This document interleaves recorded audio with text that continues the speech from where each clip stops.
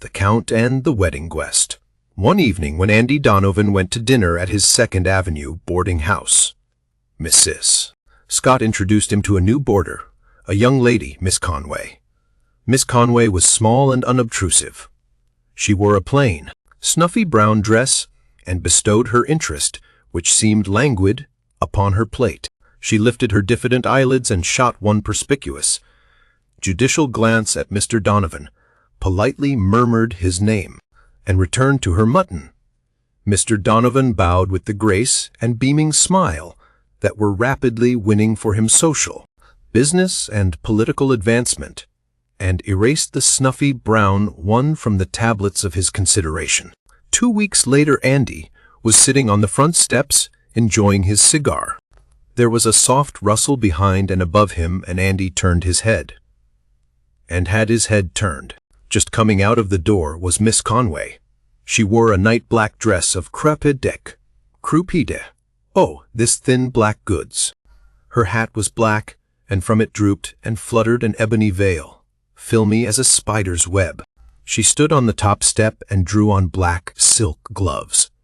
Not a speck of white or a spot of color about her dress anywhere.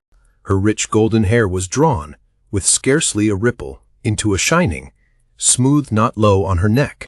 Her face was plain rather than pretty, but it was now illuminated and made almost beautiful by her large gray eyes that gazed above the houses across the street into the sky with an expression of the most appealing sadness and melancholy. Gather the idea, girls. All black, you know, with the preference for cras and PD. Oh, crepine pidachine.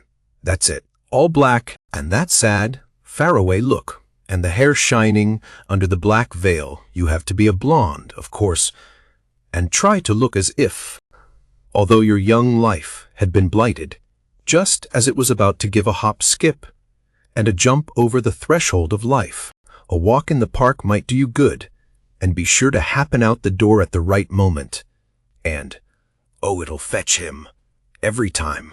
But it's fierce now. How cynical I am, ain't it? To talk about morning costumes this way. Misser. Donovan suddenly reinscribed Miss Conway upon the tablets of his consideration. He threw away the remaining inch and a quarter of his cigar. That would have been good for 8 minutes yet, and quickly shifted his center of gravity to his low-cut patent leathers. It's a fine, clear evening, Miss Conway, he said. And if the Weather Bureau could have heard the confident emphasis of his tones, it would have hoisted the square, white signal and nailed it to the mast. To them that has the heart to enjoy it, it is, Mr. Donovan, said Miss Conway with a sigh. Mr. Donovan, in his heart, cursed fair weather, heartless weather. It should hail and blow and snow to be consonant with the mood of Miss Conway. I hope none of your relatives. I hope you haven't sustained a loss, ventured Mr. Donovan. Death has claimed, said Miss Conway, hesitating, not a relative but one who. But I will not intrude my grief upon you, Mr. Donovan. Intrude, protested Mr. Donovan. Why? Say, Miss Conway, I'd be delighted. That is, I'd be sorry. I mean, I'm sure nobody could sympathize with you truer than I would. Miss Conway smiled a little smile. And oh, it was sadder than her expression in repose. Laugh, and the world laughs with you. Weep, and they give you the laugh. She quoted, I have learned that, Mr. Donovan. I have no friends or acquaintances in this city, but you have been kind to me. I appreciate it highly. He had passed her the pepper twice at the table. It's tough to be alone in New York. That's a cinch, said Mr. Donovan. But, say, whenever this little old town does loosen up and get friendly, it goes the limit. Say you took a little stroll in the park. Miss Conway, don't you think it might chase away some of your mullygrubs? And if you'd allow me. Thanks, Mr. Donovan.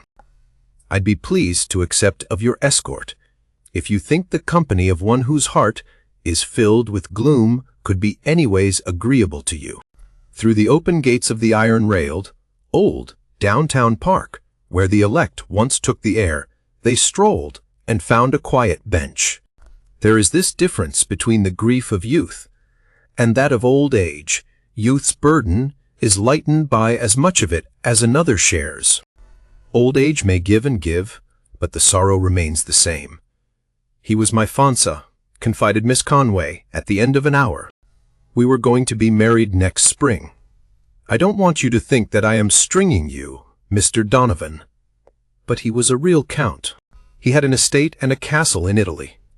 Count Fernando Mazzini was his name. I never saw the beat of him for elegance. Papa objected, of course, and once we eloped, but Papa overtook us and took us back. I thought sure Papa and Fernando would fight a duel. Papa has a livery business in Poughkeepsie, you know. Finally, Papa came round, all right, and said we might be married next spring. Fernando showed him proofs of his title and wealth, and then went over to Italy to get the castle fixed up for us. Papa's very proud, and when Fernando wanted to give me several $1,000s for my trousseau, he called him down something awful. He wouldn't even let me take a ring or any presents from him. And when Fernando sailed, I came to the city and got a position as cashier in a candy store. 3 days ago, I got a letter from Italy, forwarded from Poughkeepsie, saying that Fernando had been killed in a gondola accident. That is why I am in mourning. My heart, Mr. Donovan, will remain forever in his grave. I guess I am poor company, Mr. Donovan, but I cannot take any interest in no one. I should not care to keep you from gaiety and your friends who can smile and entertain you. Perhaps you would prefer to walk back to the house. Now, girls, if you want to observe a young man hustle out after a pick and shovel, just tell him that your heart is in some other fellow's grave. Young men are grave robbers by nature. Ask any widow. Something must be done to restore that missing organ to weeping angels in creep de chine. Dead men certainly get the worst of it from all sides. I'm awful sorry, said Mr. Donovan gently. No, we won't walk back to the house just yet. And don't say you haven't no friends in this city, Miss Conway. I'm awful sorry, and I want you to believe I'm your friend, and that I'm awful sorry.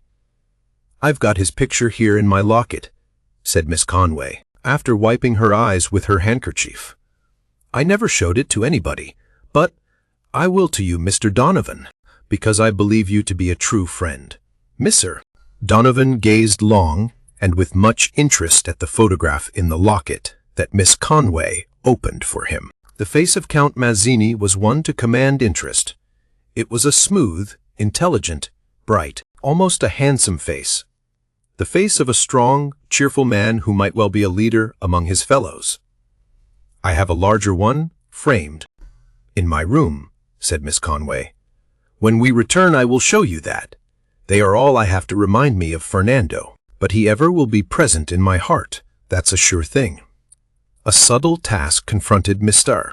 Donovan, that of supplanting the unfortunate Count in the heart of Miss Conway.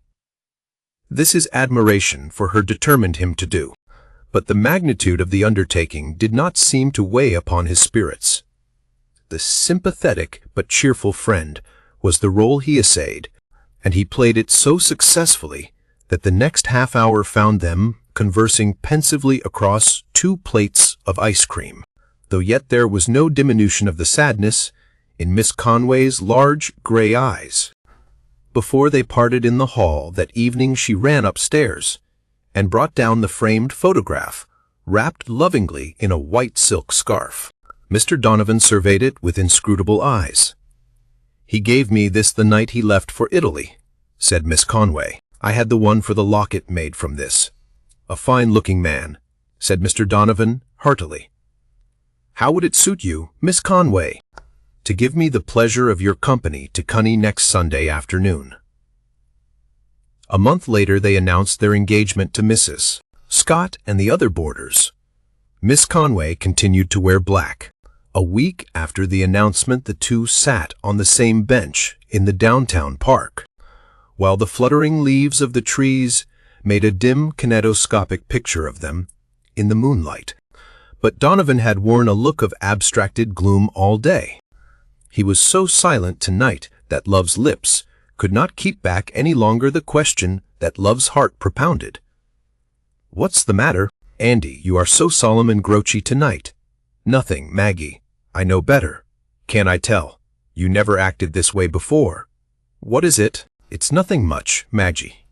Yes, it is, and I want to know. I'll bet it's some other girl you are thinking about. All right. Why don't you go get her if you want her? Take your arm away, if you please. I'll tell you then, said Andy, wisely. But I guess you won't understand it exactly. You've heard of Mike Sullivan, haven't you? Big Mike. Sullivan, everybody calls him. No, I haven't, said Maggie. And I don't want to, if he makes you act like this. Who is he? He's the biggest man in New York, said Andy, almost reverently. He can about do anything he wants to with Tammany, or any other old thing in the political line. He's a mile high and as broad as East River. You say anything against Big Mike, and you'll have 1,000,000 men on your collarbone in about 2 seconds. Why? He made a visit over to the old country a while back, and the kings took to their holes like rabbits. Well, Big Mike's a friend of mine. I ain't more than deuce high in the district as far as influence goes. But Mike's as good a friend to a little man, or a poor man, as he is to a big one. I met him today on the Bowery, and what do you think he does? Comes up and shakes hands. Andy, says he, I've been keeping cases on you. You've been putting in some good licks over on your side of the street, and I'm proud of you. What'll you take to drink?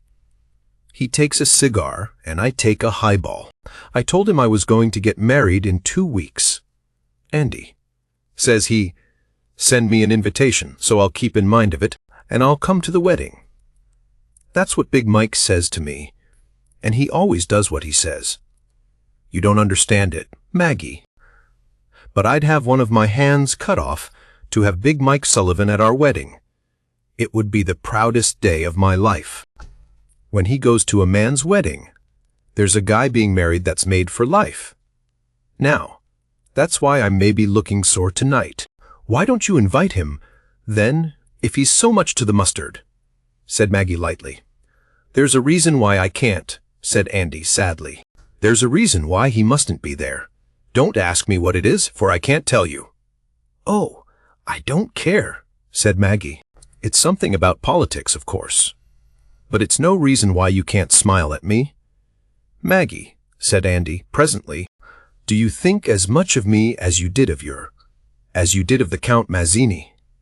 He waited a long time, but Maggie did not reply, and then suddenly she leaned against his shoulder and began to cry and shake with sobs, holding his arm tightly, and wetting the Crutzen Piedichine with tears. There, soothed Andy, putting aside his own trouble. And what is it now, Andy? Sobbed Maggie. I've lied to you, and you'll never marry me or love me any more. But I feel that I've got to tell. Andy, there never was so much as the little finger of a count. I never had a beau in my life. But all the other girls had, and they talked about M, and that seemed to make the fellows like M more. And, Andy, I look swell in black. You know I do. So I went out to a photograph store and bought that picture, and had a little one made for my locket, and made up all that story about the Count and about his being killed so I could wear black. And nobody can love a liar. And you'll shake me, Andy, and I'll die for shame. Oh, there never was anybody I liked but you. And that's all. But instead of being pushed away, she found Andy's arm folding her closer. She looked up and saw his face cleared and smiling. Could you forgive me, Andy? Sure, said Andy. It's all right about that. Back to the cemetery for the Count. You've straightened everything out, Maggie. I was in hopes you would before the wedding day. Bully girl. Andy, said Maggie, with a somewhat shy smile, after she had been thoroughly assured of forgiveness. Did you believe all that story about the Count? Well, not to any large extent, said Andy, reaching for his cigar case, because it's Big Mike Sullivan's picture you've got in that locket of yours. From the Trimmed Lamp, 1907.